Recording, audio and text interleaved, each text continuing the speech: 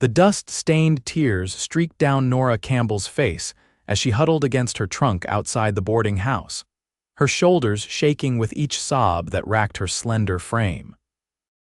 She had traveled for weeks to reach Coolidge, Arizona Territory in the summer of 1883, only to find the position she'd been promised as a schoolteacher had been given to someone else 2 days before her arrival. "Miss, are you all right?" A deep voice cut through her misery. Nora looked up, hastily wiping her cheeks with the back of her gloved hand. A tall man with sun-bronzed skin stood before her, his hat pushed back revealing sandy brown hair and concerned blue eyes. He wore the practical garb of a working cowboy, worn boots, dusty trousers, and a faded shirt with a leather vest. "I'm fine," she lied, her voice cracking. The cowboy crouched down to her level, keeping a respectful distance. "Begging your pardon, madam, but you don't look fine." He gestured toward the boarding house behind her. "Mrs. Miller turn you away," Nora nodded, fresh tears threatening. "She says they're full, and with no teaching position I can't." She stopped, embarrassed by her predicament. "Name's Finn Xavier," he said, offering her a clean handkerchief. "I've got a cabin about 3 miles outside of town. Nothing fancy, but it's clean, and there's a spare room with a lock on the door." Nora stared at him, aghast at the impropriety. "Sir, I couldn't possibly, miss. It's getting dark, and there's nowhere else in Coolidge that'll take you in tonight. You'll stay at my cabin instead." His tone was gentle but firm. "I'll sleep in the barn. My sister visits often enough that the room's kept decent." Before she could protest further, the boarding house door opened and Mrs. Miller poked her head out. "You still here, girl? I told you to move along. This ain't a place for loitering." Finn stood, his posture straightening as he faced the older woman. "Mrs. Miller, that's no way to treat a lady who's come all this way." The woman sniffed. "That's business, Mr. Xavier. No room means no room. Then I'll be helping, miss." He looked down at Nora questioningly. "Campbell, Nora Campbell," she supplied quietly. "I'll be helping Miss Campbell to my place until she finds proper accommodations." Mrs. Miller's eyes narrowed with judgment. "You do that, but don't expect folks to be kind about it." As the door slammed shut, Finn turned back to Nora. "Don't mind her. Now, do you want to stay out here all night, or would you like a roof over your head and a hot meal?" Nora looked at her trunk, then at the rapidly darkening sky. She'd come west seeking independence and a new life after the death of her parents had left her alone in the world. She hadn't expected to be at the mercy of a stranger's kindness so soon. "You swear you'll sleep in the barn?" she asked, her voice small but determined. Finn placed his hand over his heart. "On my honor, madam." "Then I accept your offer, Mr. Xavier. Thank you." Finn whistled, and a young boy came running from across the street. "Tommy, fetch my wagon from the livery, would you? Tell Hank it's for me." The boy nodded and dashed off, returning minutes later with a weathered but sturdy wagon pulled by 2 reliable-looking horses. Finn lifted Nora's trunk as if it weighed nothing, setting it in the back before offering her his hand to help her onto the seat. As they rode out of town, Nora couldn't help but wonder if she had made a terrible mistake. But when she glanced at Finn's profile, strong and steady against the sunset, something told her that, for the first time in a long while, she might have actually made the right choice. The wagon bounced along the rutted trail leading out of Coolidge, each jolt reminding Nora of how far she'd come from her comfortable Pennsylvania home. The setting sun painted the desert landscape in vibrant oranges and purples, a beauty unlike anything she'd ever seen back east. "It's breathtaking," she murmured, momentarily forgetting her troubles. Finn glanced at her, a small smile playing at his lips. "Most folks from back east don't see it that way at first. Usually all they notice is the dust and the heat." "Oh, I noticed those too," Nora said with unexpected frankness that surprised even herself. "But there's something honest about this landscape. It doesn't pretend to be something it's not." Finn's smile widened. "That's a fine way of putting it, Miss Campbell. Please call me Nora. After all, I am imposing on your hospitality." "Nora," he repeated, nodding, "and it's no imposition. Can't leave a lady stranded, especially not one who's come all this way to teach our youngsters." The mention of teaching brought the sting of disappointment back. "Well, that's not happening now, is it? All my savings went into getting here, and for what? An empty promise." Finn was quiet for a moment before responding. Coolidge has a way of breaking promises, but it also has a way of offering unexpected opportunities. Mayor's word ain't always as solid as folks would like. You don't seem surprised that they gave away my position. Mayor Johnson and Superintendent Parker have a habit of favoring local connections. Let me guess the new teacher is Parker's niece. Nora's eyes widened. How did you know? She arrived last week from Tucson. Word travels fast in small towns. He adjusted his grip on the reins. I'm sorry you came all this way for nothing, but maybe it's not for nothing just yet. The trail narrowed as they approached a creek lined with cottonwood trees, their leaves rustling in the evening breeze. Beyond the trees stood a modest cabin, sturdy and well-maintained, with a small barn nearby. A vegetable garden was visible to one side, and a corral housed several horses. "This is yours?" Nora asked, impressed by the neatness of the property. "Built it myself," Finn said with quiet pride. "It's not much, but it's home." He helped her down from the wagon, his hands strong and calloused but gentle on her waist. Nora felt a flutter in her stomach at the contact, quickly dismissing it as hunger and fatigue. The cabin's interior was simple but clean. A central room served as kitchen and living area, with a stone fireplace dominating one wall. 2 doors led off from the main room. "That's your room there," Finn said, pointing to the door on the right. "Mine's opposite. There's a lock on your door, like I said. Bathroom's the outhouse behind the cabin, I'm afraid. Water pumps in the kitchen, and I keep a wash basin in each bedroom." He carried her trunk into the spare room, setting it at the foot of a narrow bed covered with a colorful quilt. "My sister made that," he said, nodding at the quilt. "She has a way with needle and thread." "It's lovely," Nora said, genuinely admiring the craftsmanship. "Where does your sister live?" "About a day's ride from here. She's married to a rancher near Tucson." Finn stepped back toward the door. "I'll let you get settled while I see to the horses and start supper. There's a key for the door on the bedside table." After he left, Nora sank onto the bed, the events of the day catching up with her. She had come west with such hope, such determination to build a new life for herself. Now she was alone in a strange man's cabin, with no job prospects and dwindling funds. But as she looked around the simple, clean room with its handmade quilt and sturdy furniture, she felt an unexpected sense of peace. Perhaps it was exhaustion, or perhaps it was the honest kindness Finn Xavier had shown her. But for the first time since learning of her lost position, Nora allowed herself to believe that things might work out after all. She splashed water on her face from the basin, changed into a fresh blouse, and smoothed her skirt. Taking a deep breath, she stepped out to face whatever came next in this unexpected chapter of her life. The aroma of frying bacon greeted Nora as she emerged from the bedroom.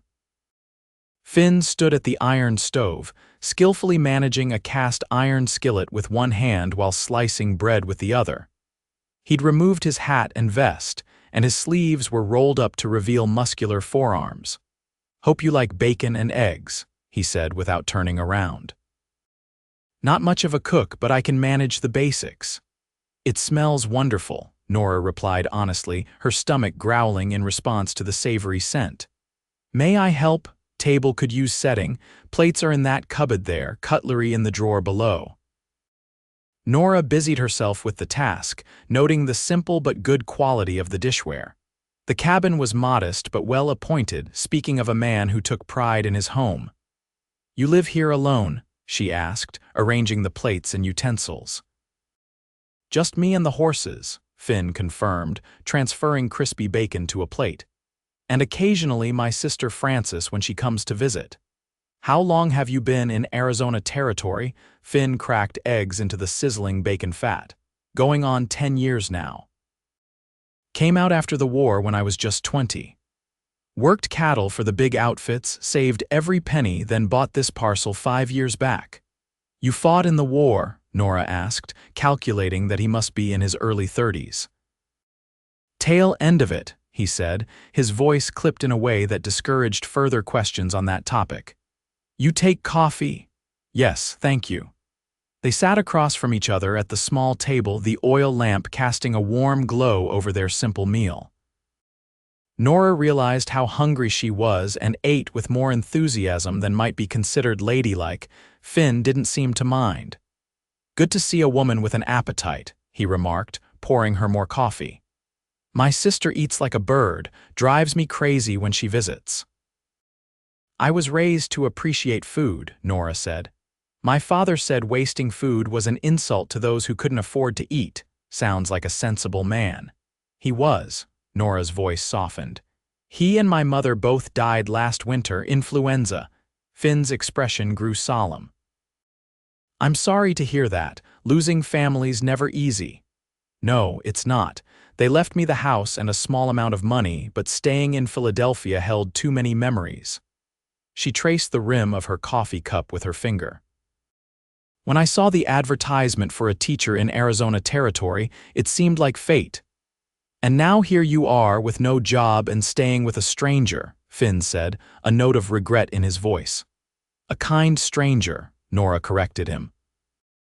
Most men would have walked past a crying woman without a second glance. Finn shrugged, clearly uncomfortable with the praise. Like I said, couldn't leave you there, especially not with night coming on. He pushed his empty plate away. If you're finished, I've got a proposition for you. Nora tensed slightly, her guard rising. Noticing her reaction, Finn quickly added, Nothing improper, I assure you. It's just that I could use some help around here. The garden needs tending, and I'm away with the cattle more often than not. In exchange for your help, you're welcome to stay until you figure out your next move. You'd let me stay here, a woman you just met. I'm a decent judge of character, Miss Campbell. You strike me as someone who's honest and hardworking. Besides, this arrangement would benefit us both. You need a place to stay, and I need someone to look after things when I'm away. Nora considered his offer. The alternative was returning to town tomorrow with no prospects and dwindling funds. What about your reputation, and mine? Mrs. Miller already seemed scandalized. Finn snorted. Mrs. Miller finds scandal in her morning coffee, but you have a point. Tell you what, if you decide to stay, we'll ride into town tomorrow and speak with Pastor Wallace. He can vouch for the arrangement and quiet any wagging tongues. It was a practical solution to an immediate problem, and Nora found herself nodding. Very well, Mr. Xavier, I accept your proposition, at least until I can secure other employment. Good. Finn stood, gathering the dishes. And it's Finn, please. Mr. Xavier was my father. Together they washed and dried the dishes, falling into an easy rhythm that belied their brief acquaintance. Afterward, Finn excused himself to tend to the horses for the night. Lock your door, he reminded her as he took his hat from its peg. Not because of me, but it'll help you rest easier. When he'd gone, Nora returned to her room, turning the key in the lock as suggested. Through the small window, she could see Finn moving about the barn, a lantern casting his shadow across the yard. There was something comforting about his presence, steady and reliable in a day filled with disappointment and uncertainty. She changed into her nightgown and knelt beside the bed to pray, a habit from childhood she'd never abandoned. Tonight, her prayers included thanks for Finn Xavier's unexpected kindness, and hope for whatever tomorrow might bring. Morning arrived with golden sunlight streaming through the window and the distant sound of chopping wood. Nora dressed quickly in a practical blue cotton dress, pinned her chestnut hair into a simple bun, and ventured outside to find Finn splitting logs with practiced efficiency. He paused mid-swing when he saw her, lowering the axe. Morning. Sleep well. Better than I expected, she admitted. Can I help with breakfast? Already ate, he said, gesturing toward the house. But there's coffee on the stove and biscuits keeping warm in the oven. Help yourself. Nora found everything as he'd said, along with a jar of honey and some preserved peaches. The simple breakfast tasted better than any elaborate meal she could remember from her Philadelphia life. Finn came in as she was finishing, washing up at the pump. "Still want to ride into town to see the pastor?" "Yes," Nora confirmed.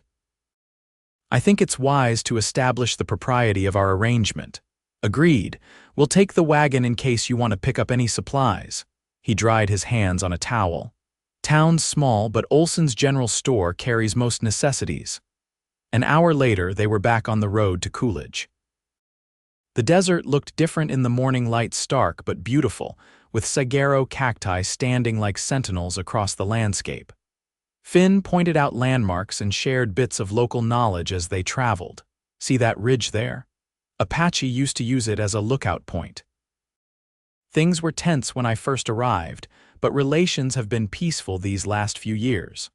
"Were you ever afraid, living so close to hostile territory?" Nora asked, cautious, not afraid. "Most trouble between settlers and Indians comes from misunderstanding and broken promises." His expression darkened. "White men have done their share of wrong in these parts." Nora appreciated his candor and lack of the typical frontier prejudice. It spoke of a thoughtful man behind the cowboy exterior. Coolidge looked more welcoming in the morning light, a dusty main street lined with false-fronted buildings, including a general store, saloon, livery stable, and a small whitewashed church. People moved about their business, women in calico dresses and sunbonnets, men in work clothes and wide-brimmed hats. Finn helped Nora down from the wagon in front of the church, and they found Pastor Wallace in his study, a bespectacled man with kind eyes and prematurely white hair. "Miss Campbell's situation is unfortunate," the pastor said after hearing their story. "Mayor Johnson assured me the teaching position was secure. I'm sorry you've been treated this way." "Thank you, Pastor," Nora said, "but we've come about a different matter." Finn explained the arrangement he'd proposed, emphasizing its practical nature and requesting the pastor's endorsement to quell any potential gossip.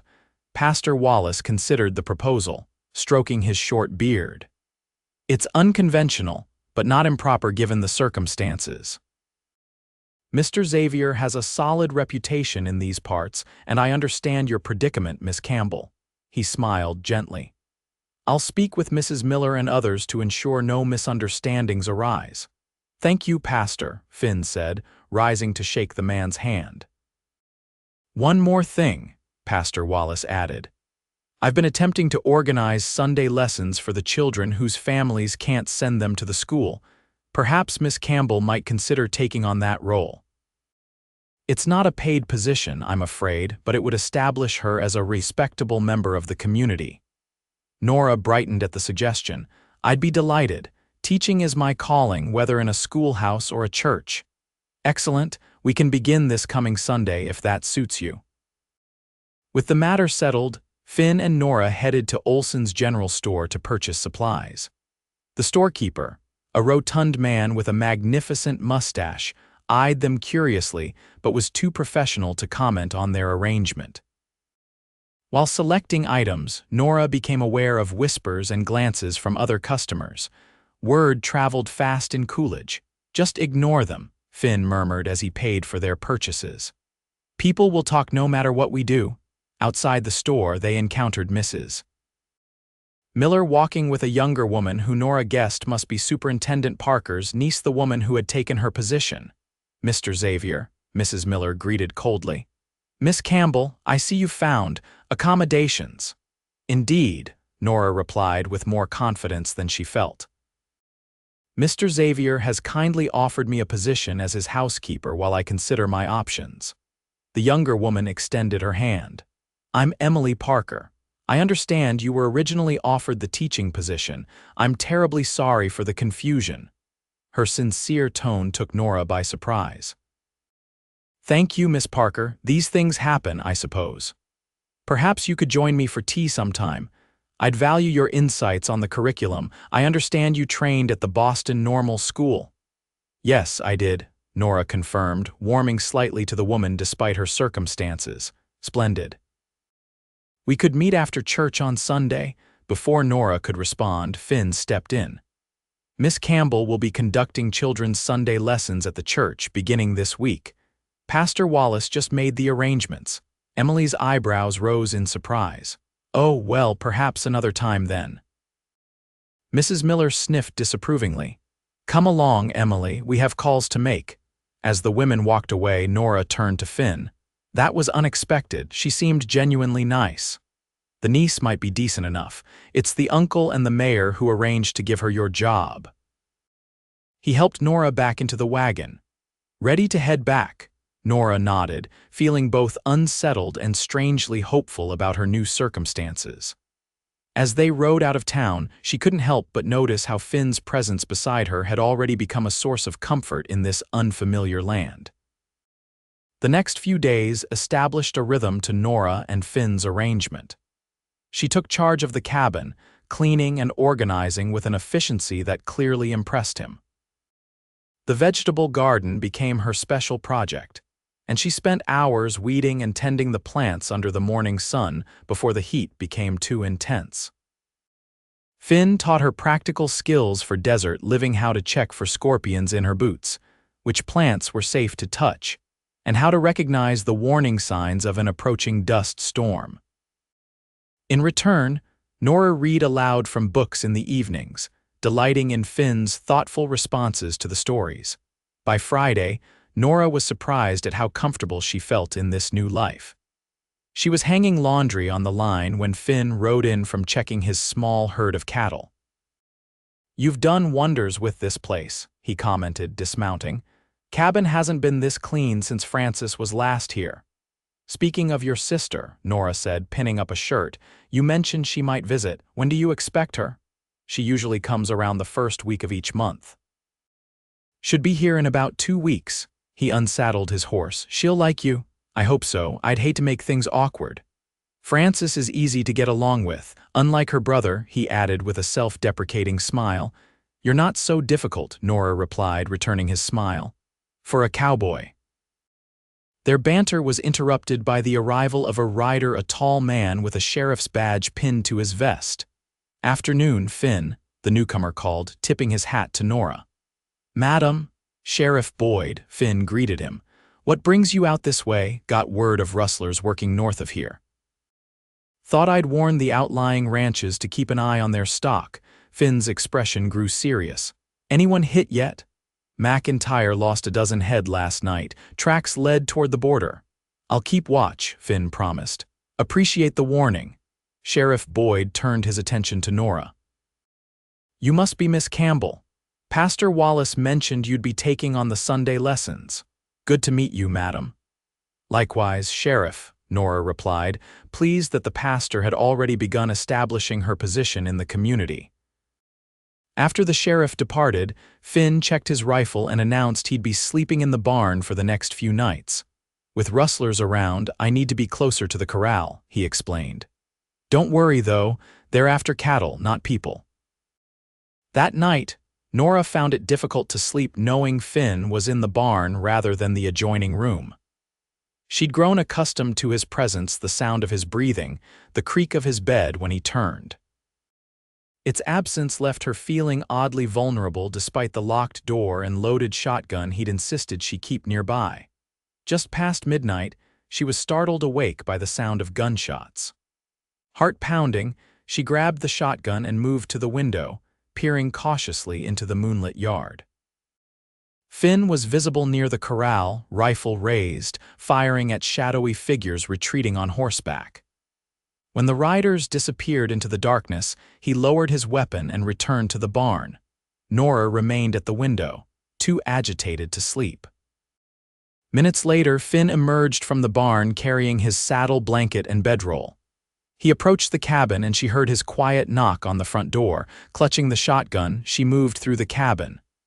"Who is it?" she called, though she knew perfectly well. "It's me," Finn replied. "Everything's secure now, but I'd rather sleep on the floor in the main room tonight if that's all right with you." Nora unbolted the door, relieved to see him unharmed. "Of course, I heard shots." "Rustlers," he confirmed, spreading his bedroll near the fireplace. "They won't be back tonight, but I don't want to leave you alone in the cabin." "Were you hurt?" "No, they didn't even return fire, just scared them off." He settled onto his bedroll. Try to get some sleep, Nora. I'll keep watch. Despite his reassurance, Nora found herself sitting in a chair near her bedroom door, shotgun across her lap, until dawn began to lighten the sky.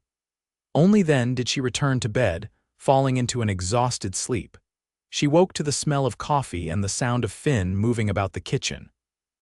When she emerged, dressed but with her hair still loose around her shoulders, he was frying potatoes and salt pork. "Morning," he said, glancing up. "You look tired." "I didn't sleep much after the excitement," she admitted, self-consciously gathering her hair to twist into its usual bun. "Leave it," Finn said, then immediately looked embarrassed.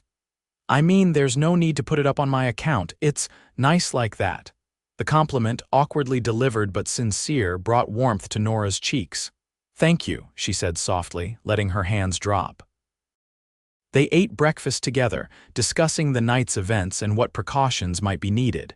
Finn would notify Sheriff Boyd about the attempted rustling, but otherwise, life would continue as normal. "Tomorrow's Sunday," Nora remembered suddenly. "My first lesson at the church." "Are you prepared?" Finn asked. "I think so. Pastor Wallace provided some materials and I've been reviewing Bible stories that might appeal to children." She hesitated. "Will you come to the service?" Finn looked uncomfortable. "I'm not much for church going." "Oh." Nora tried to hide her disappointment. "I just thought, never mind." Finn studied her face, then sighed. "I'll bring you in the wagon and attend the service, but don't expect me to sing." His concession pleased her more than it should have, and she spent the rest of the day preparing for her lesson with renewed enthusiasm. Sunday morning dawned clear and warm. Nora dressed in her best gown, a modest navy blue with white collar and cuffs, and was pleasantly surprised to see Finn in a clean white shirt, dark trousers, and a string tie. He'd even polished his boots and trimmed his beard. "You clean up nicely, Mr. Xavier," she teased as they settled into the wagon. "Don't get used to it," he grumbled, but there was a hint of a smile beneath his stern expression. The church was nearly full when they arrived, with families from town and surrounding ranches gathered for the weekly service. Pastor Wallace greeted them warmly, introducing Nora to several parents whose children would be attending her lesson. When the main service concluded, Nora led a group of 12 children ranging from 5 to 12 years old to a small room at the back of the church. She had prepared a lesson about David and Goliath, complete with a dramatic retelling that had the children captivated. Afterward, as families mingled outside the church, Nora was approached by several mothers expressing gratitude for her willingness to teach the Sunday lesson. "My Thomas is too young for regular school," one woman explained, "but he needs learning all the same." "We're blessed to have you, Miss Campbell." Even Superintendent Parker nodded approvingly as he passed by with his niece. Emily Parker stopped to compliment Nora's teaching method, seemingly free of any jealousy or resentment. "The children adore you already," she said sincerely. "Perhaps when school begins in the fall, you might consider assisting with special programs. It would be paid position, of course." "I'd be delighted," Nora replied, genuinely pleased by the olive branch throughout these exchanges. Finn remained nearby, a quiet but steadfast presence. Nora was conscious of his eyes following her, and each time she glanced his way, she found his expression thoughtful, almost admiring. The ride back to the cabin was companionable, with Nora recounting amusing moments from her lesson, and Finn offering occasional observations about the townspeople. "You've made quite an impression," he said as they approached the cabin. "Wouldn't surprise me if more opportunities come your way now that folks have seen what you can do." "I hope so," Nora said, "though I'm content with our arrangement for now." She blushed slightly, realizing how that might sound. "I mean, the work is satisfying and I appreciate having a place to stay while I find my footing." Finn nodded, a hint of something unreadable in his eyes. "You're welcome to stay as long as you need, Nora. The cabin feels more like a home with you in it." His words settled into her heart, warm and reassuring.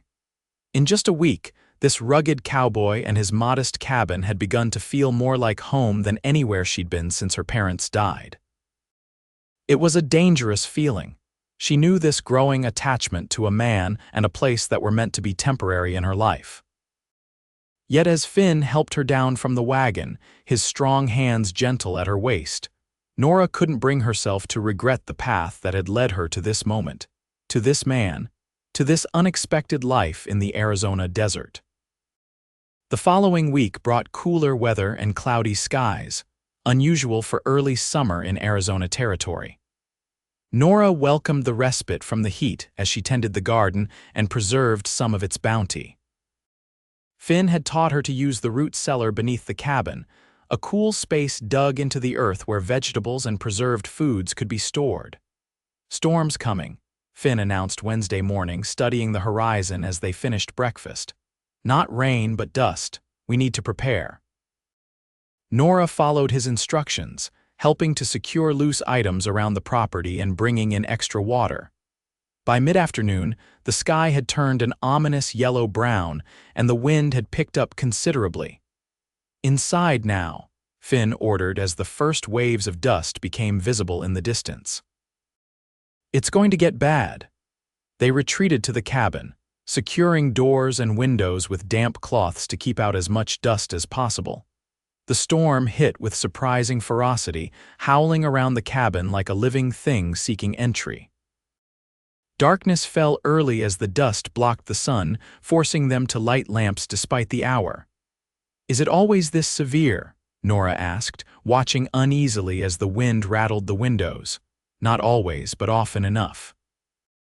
Finn stoked the fire, which they'd lit despite the warm day to combat the chill that accompanied the dust. Nothing to do but wait it out.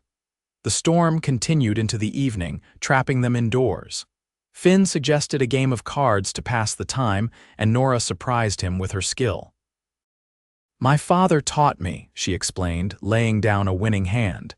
"He believed games of strategy were educational for girls and boys alike. Your father sounds like an enlightened man." He was, a teacher himself, though he later became a bookkeeper. She gathered the cards to shuffle again. "He encouraged my education at a time when many men thought higher learning would make women unfit for marriage and motherhood." "And what do you think?" Finn asked, watching her capable hands managing the deck. "I think knowledge and learning can only enhance a woman's life, including her roles as wife and mother." She dealt the cards with practiced ease. "But I've never been particularly concerned with fitting society's narrow view of womanhood." Finn chuckled, picking up his hand. "I gathered that when you agreed to stay alone with a bachelor cowboy. Well, necessity sometimes requires unconventional choices." She arranged her cards thoughtfully. "Besides, you've been a perfect gentleman." "Don't sound so surprised," he said with mock offense. "Not surprised, just appreciative." She played a card. "Not all men would respect a woman's boundaries as you have." The conversation lapsed into companionable silence as they focused on their game. Outside, the storm continued its assault, but within the cabin, a different sort of energy was building, an awareness that hummed between them like a plucked string. When their hands accidentally touched as they both reached for a discarded card, Nora felt a jolt of something electric that had nothing to do with the storm's static. Finn's eyes met hers, and for a moment, neither moved. Then he cleared his throat and withdrew his hand, breaking the spell. "Your play," he said, his voice slightly rough. The storm lasted through the night, finally abating near dawn. When Nora emerged from her room the following morning, she found Finn already outside, assessing the damage. A fine layer of dust covered everything despite their precautions, and she set about cleaning while Finn checked on the livestock. He returned with news that one of his horses had been injured, spooked by the storm and cutting its leg on the corral fence. Nora helped him treat the wound, holding the animal steady while he cleaned and bandaged it. "You're good with horses," he observed as they finished the task. "My grandfather raised them in Maryland," she explained. "I spent summers there as a child. You're full of surprises, Nora Campbell." She smiled at the genuine admiration in his voice. "Life is more interesting that way, don't you think?" Later that afternoon, as they were still setting the property to rights after the storm, a wagon appeared on the horizon. As it drew nearer, Finn broke into a rare, unguarded smile. "It's Francis," he said, waving to the approaching vehicle. "My sister's early this month." Nora smoothed her dusty skirt, suddenly anxious about meeting Finn's sister. She'd become comfortable in his company, but Francis represented a connection to his past, to the life he'd built before Nora entered it. The wagon pulled up to the cabin, driven by a woman with the same sandy hair as Finn, though hers was pulled back in a neat bun. She was slender but sturdy-looking, with her brother's blue eyes and determined chin. "Finn," she called, setting the brake and jumping down with an energy that belied her obvious pregnancy. "Did you weather the dust storm all right?" "Just fine," he replied, embracing her before stepping back to regard her rounded belly. "Should you be traveling in your condition?" Francis waved away his concern. "The baby's not due for months yet. Besides, I had to meet this mysterious housekeeper you wrote about." Her gaze settled on Nora with frank curiosity. "Francis, this is Miss Nora Campbell," Finn said formally. "Nora, my sister, Mrs. Francis Dawson. I'm pleased to meet you," Nora said, extending her hand. "Finn has spoken highly of you." Francis clasped her hand warmly. "Has he now?" "Well, he wrote that you've worked miracles with the garden and the cabin, so I've been eager to meet you as well." She glanced between them with a knowing look that made Nora blush. "Let's get inside where we can talk properly. I'm parched after that drive." Francis proved to be as forthright and practical as her brother, but with a livelier disposition and a ready laugh. She approved of Nora's improvements to the cabin and listened sympathetically to the tale of the promised teaching position. "Superintendent Parker is a weasel," she declared. "Always has been, but it seems things have worked out rather well despite his failings." Her eyes twinkled as she glanced at her brother. Finn's ears reddened slightly. "Nora's arrangement here is temporary," he reminded her, "until she finds a proper position." "Of course," Francis agreed, though her expression suggested she had her own opinions on the matter. That evening, Francis insisted on cooking dinner, producing a hearty stew that filled the cabin with savory aromas. As they ate, she regaled them with news from Tucson and stories about her husband's ranch. "James wanted to come with me, but someone had to stay with the children," she explained. "Our Thomas is only 4 and little Mary just turned 2, both are handfuls." "You have your hands full with another on the way," Nora observed. "Yes, but it's a blessed kind of fullness." Francis patted her belly affectionately. "James and I always wanted a large family. What about you, Nora? Do you hope for children someday?" The question, asked with casual friendliness, nonetheless made Nora self-conscious. "Yes, I suppose I do. When I find the right person to build a life with." She felt Finn's eyes on her but didn't dare meet his gaze. "Well, the right person has a way of appearing when least expected," Francis said, her tone innocent but her eyes knowing as they flickered between Nora and her brother. After dinner, Finn excused himself to check on the injured horse, leaving the women alone. As soon as the door closed behind him, Francis leaned forward with undisguised interest. "Now that my brother's gone, tell me honestly, is he treating you well?" "Finn has a good heart, but he can be as stubborn as a desert mule sometimes." Nora laughed, charmed by Francis's directness. "He's been nothing but kind and respectful. I couldn't ask for a better employer." The hesitation before the last word wasn't lost on Francis. "Employer, is that what he is to you?" "Well, yes, I tend his home in exchange for room and board." Francis studied her thoughtfully. "And is that all you wish him to be?" Nora felt heat rise to her face.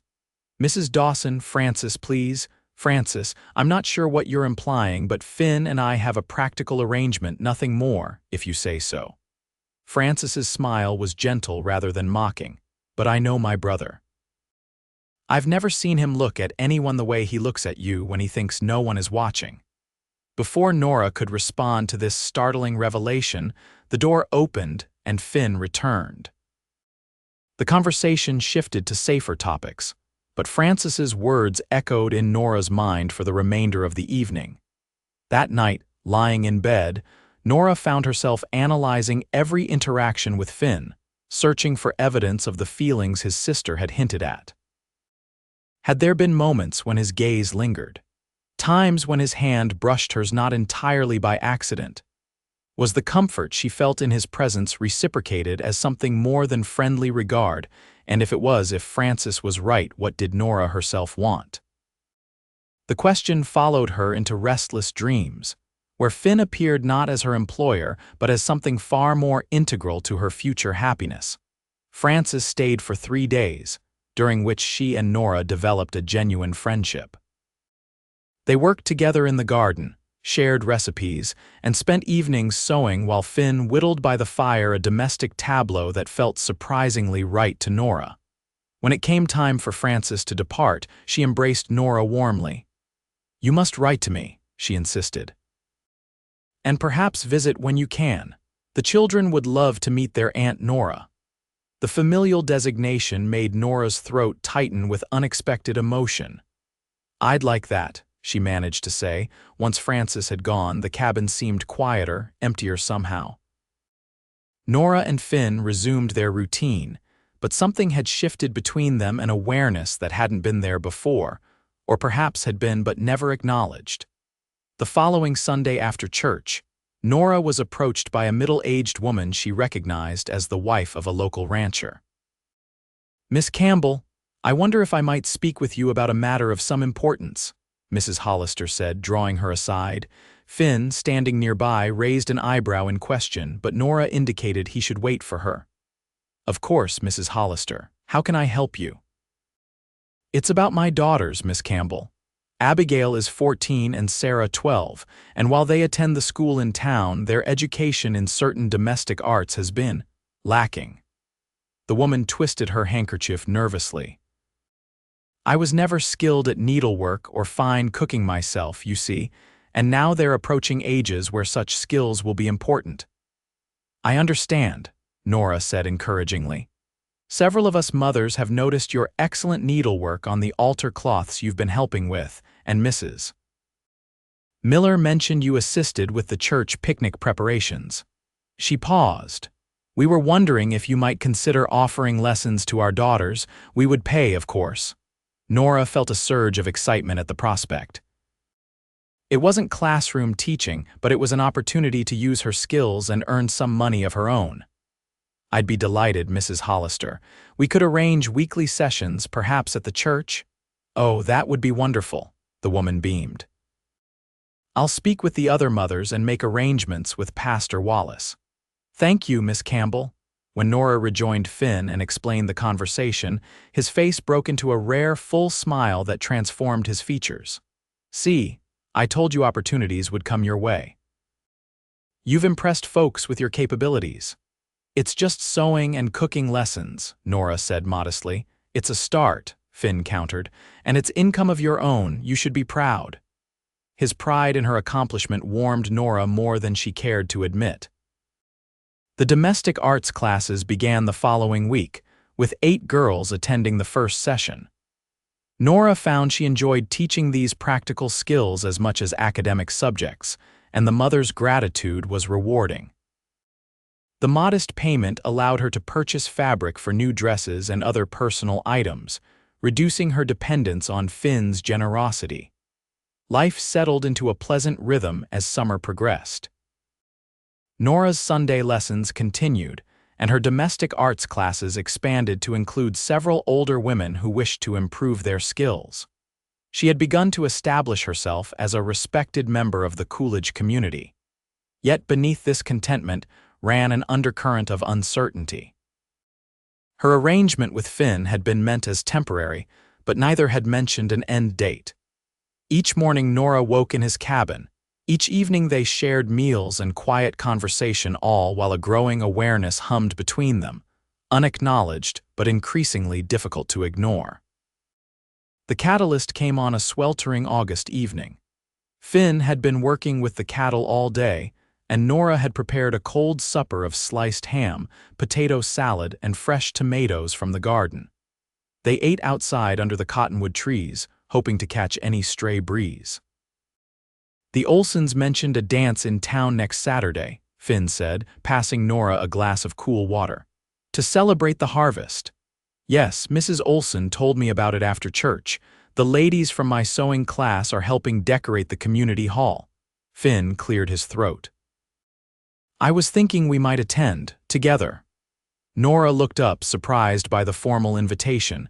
They had attended church and other community events as a pair before, but this felt different, more intentional. I'd like that, she said carefully. Though I don't know how accomplished a dancer you are, passable, he replied with a slight smile.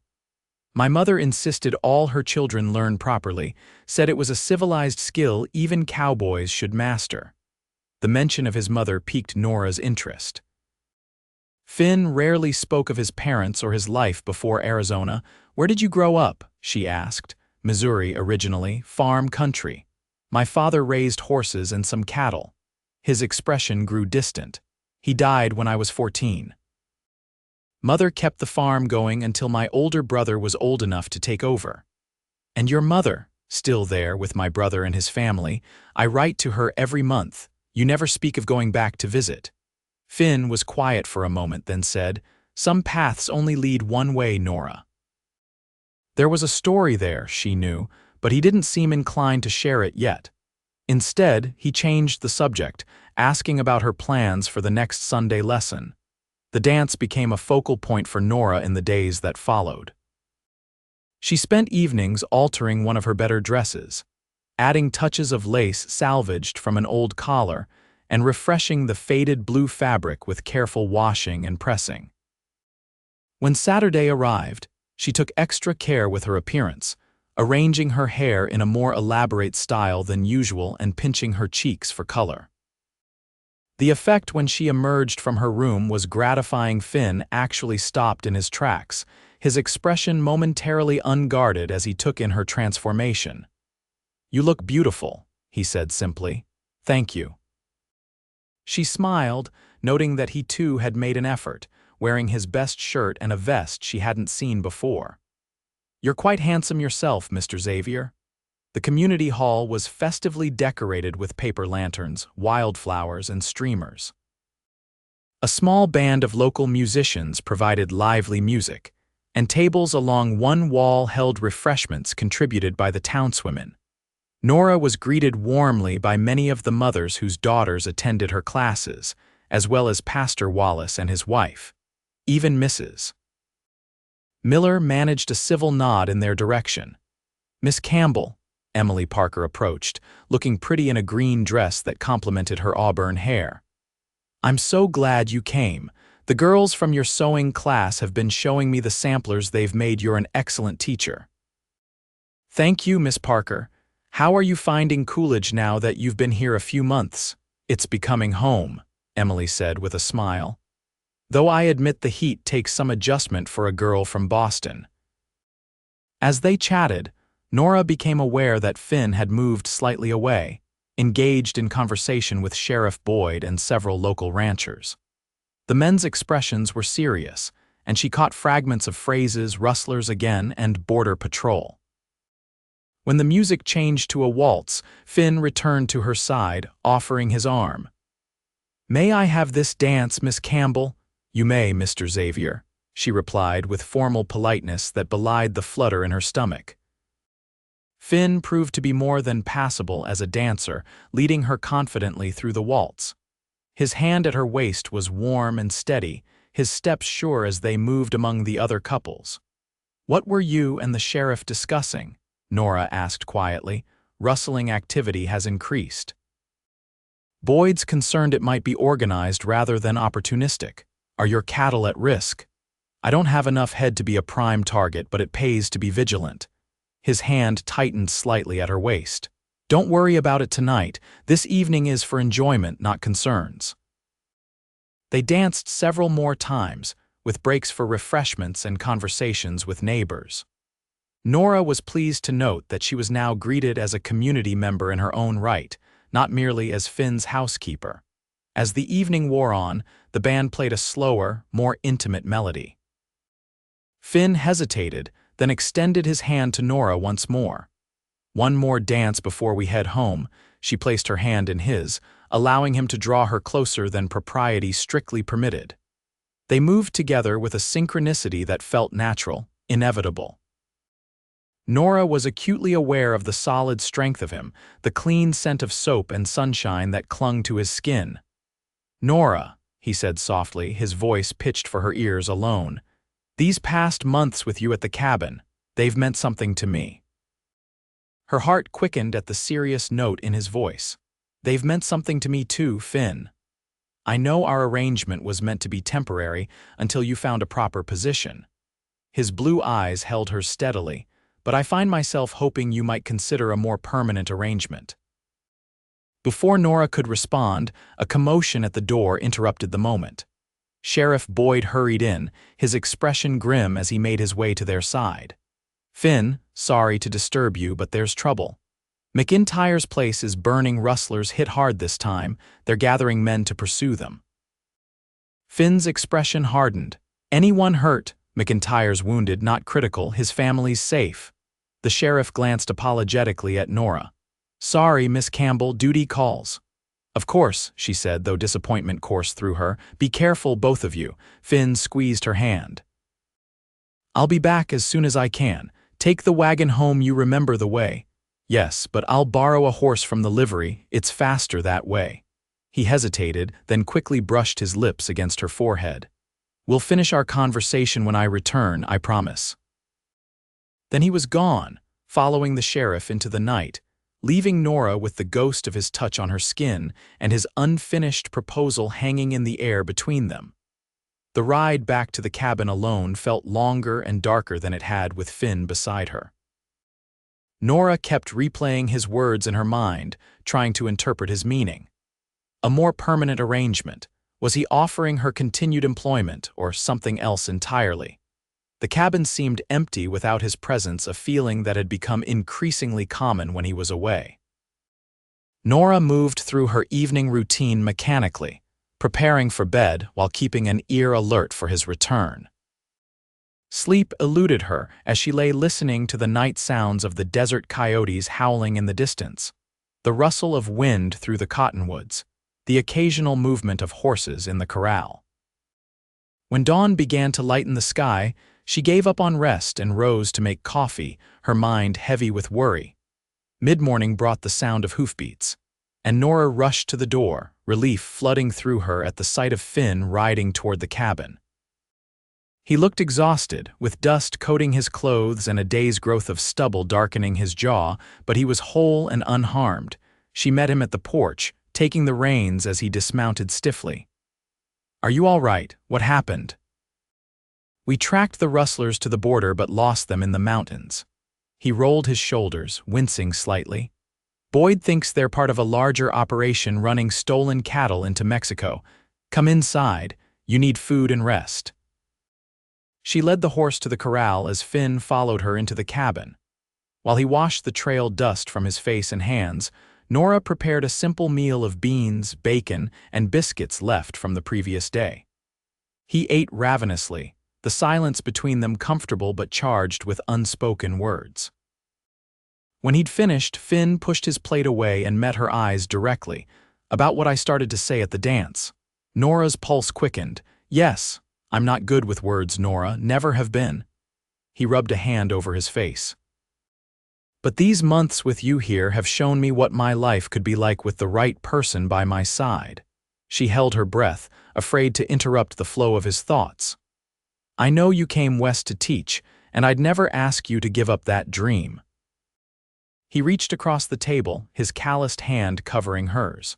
"But I'm hoping you might consider building a life here with me, as my wife." Though she had begun to suspect his intentions, hearing the words spoken aloud still sent a shock of emotion through her. "Finn." "I can't offer much," he continued hurriedly.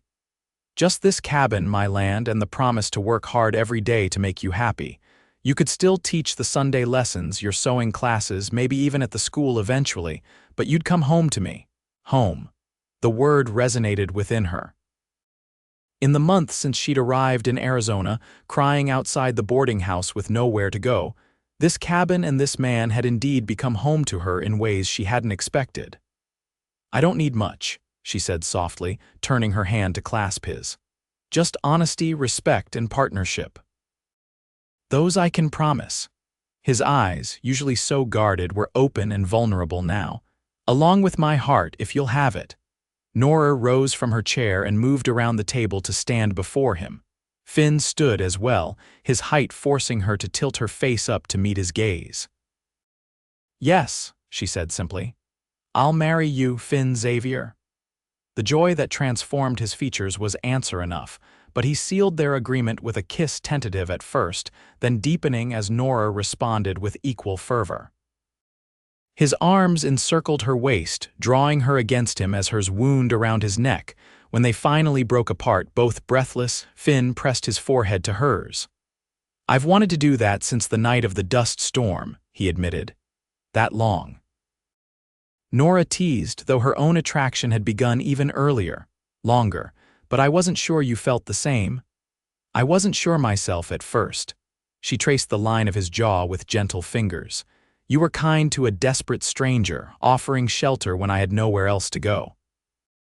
I didn't want to mistake gratitude for deeper feelings. And now I know the difference." She smiled up at him.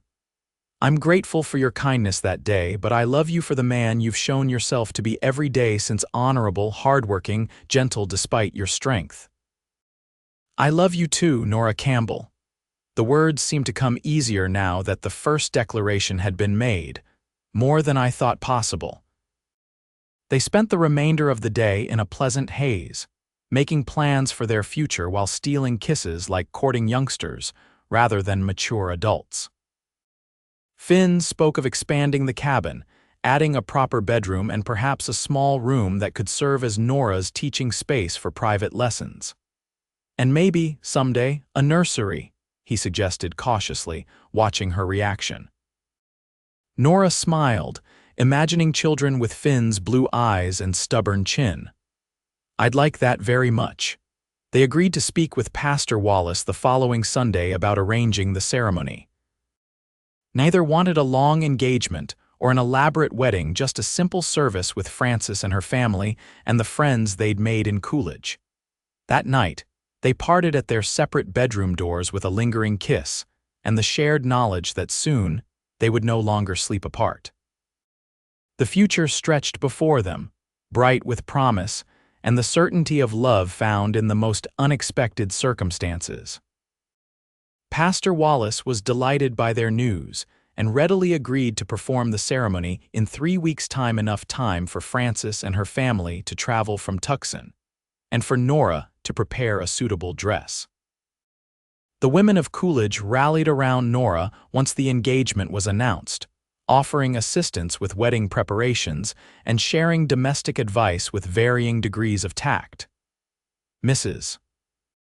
Miller, to everyone's surprise, presented Nora with a hand-embroidered tablecloth, mumbling something about starting a proper home before hurrying away. Emily Parker proved to be a genuine friend, helping Nora transform a cream-colored silk dress into a wedding gown with the addition of lace from Emily's own mother's wedding dress. "Consider it an apology for taking your teaching position," she said as they worked. "Though I'm beginning to think things worked out for the best, you found happiness here that might have eluded you in the classroom." "Perhaps," Nora agreed, "though I haven't abandoned teaching entirely." "No, and you never should. You have a gift for it." Emily secured a length of lace with careful stitches. "In fact, I've been meaning to discuss something with you. The school board is considering adding an additional teacher next year as the town grows. Would you be interested?" Nora looked up in surprise. "Even though I'll be married." "Times are changing, Nora. Married women are teaching in many places now, and with your training and experience." Emily shrugged. "It's not certain yet, but I wanted you to know it's a possibility." The news added another layer of joy to Nora's already brimming happiness. She could have Finn and their home together, while still pursuing her calling as an educator. The weeks before the wedding passed in a flurry of activity. Finn rode to Tucson to personally escort Frances, her husband James, and their children back for the ceremony. Upon their return, the cabin was filled with the happy chaos of family little Thomas and Mary delighting in their Aunt Nora, and Frances embracing her soon-to-be sister-in-law with genuine affection. "I knew it from the moment I saw you together," she whispered to Nora the night before the wedding. "He looks at you the way James looks at me, like you're the sun his world revolves around." The wedding day dawned clear and mild, a perfect September morning. The small church was decorated with wildflowers and ribbons, and filled with the people of Coolidge who had come to witness the union of the quiet cowboy and the Eastern schoolteacher who had become their own. Nora wore her refashioned cream silk, her hair adorned with a crown of desert blooms. Frances stood beside her as matron of honor, while James served as Finn's best man. Little Mary scattered flower petals with more enthusiasm than precision, and Thomas proudly carried the simple gold bands they would exchange. When Nora walked down the aisle to where Finn waited, his face alight with love and pride, she felt as though her heart might burst with happiness. The path that had led her west, that had brought her to this moment, every step, even the painful ones, had been worth it. Pastor Wallace spoke of commitment and partnership, of the sacred bond they were forming before God and community. When it came time for their vows, Finn's voice rang clear and sure, his eyes never leaving Nora's as he promised to love, honor, and cherish her all the days of his life. Nora's own voice trembled slightly with emotion as she made the same promises, adding her own words. "I came west seeking a new beginning and found instead a true home in your heart. I vow to stand beside you in all seasons, to build our life together with love, respect, and joy." The simple gold bands were exchanged, and Pastor Wallace pronounced them husband and wife. Finn's kiss was gentle but filled with promise, a seal upon their vows and a harbinger of the life they would share. The celebration afterward was held in the community hall, transformed now from a dance floor to a wedding feast. Tables groaned with food contributed by the women of Coolidge: roasted meats, freshly baked breads, vegetables from late summer gardens, and pies of every description. Sheriff Boyd raised a toast to the couple, his usually stern face softened with genuine goodwill.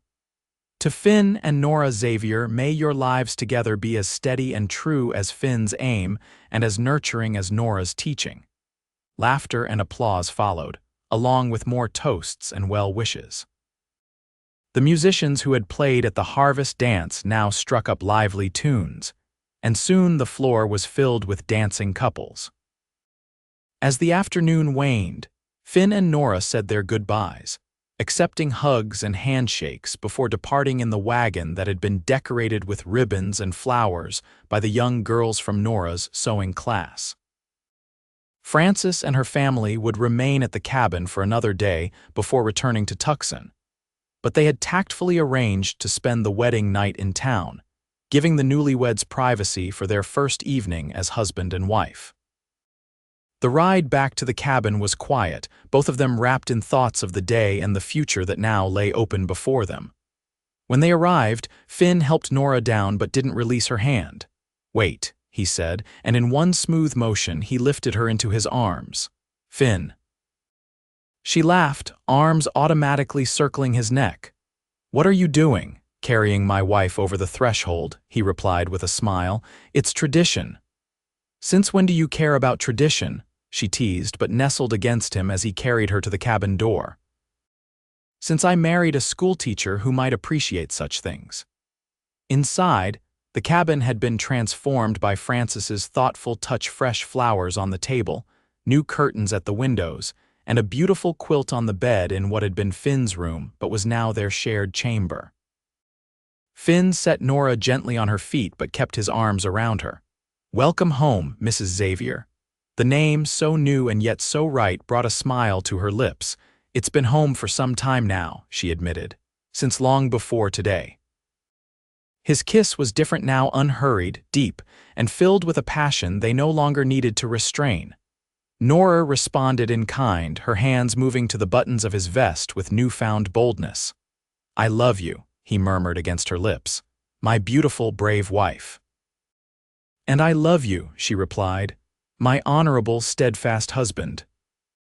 As twilight deepened into night outside the cabin windows, Finn and Nora Xavier began their life together not as employer and employee, not as cowboy and schoolteacher, but as partners bound by choice, circumstance, and a love neither had expected to find in the harsh beauty of the Arizona territory. 1 year later, Nora stood on the porch of their expanded cabin, watching as Finn rode in from checking the cattle. The past 12 months had brought changes both to their home and to Coolidge itself. The cabin now boasted a proper bedroom, a small study where Nora held private lessons, and a nursery awaiting the child that would arrive with the winter. The garden had expanded under Nora's careful tending, producing enough vegetables to share with neighbors and preserve for the colder months. Coolidge had grown as well, with new businesses opening along the main street and more families settling in the area. The school board had indeed offered Nora a position teaching the younger children 3 days a week, which she had accepted with the understanding that she would take a brief respite when the baby came. Finn dismounted, his face breaking into the smile that was now a common sight rather than the rarity it had once been. He climbed the porch steps and placed a gentle hand on Nora's rounded belly. "How are my wife and child today?" "Active," Nora replied with a laugh as the baby kicked against his palm.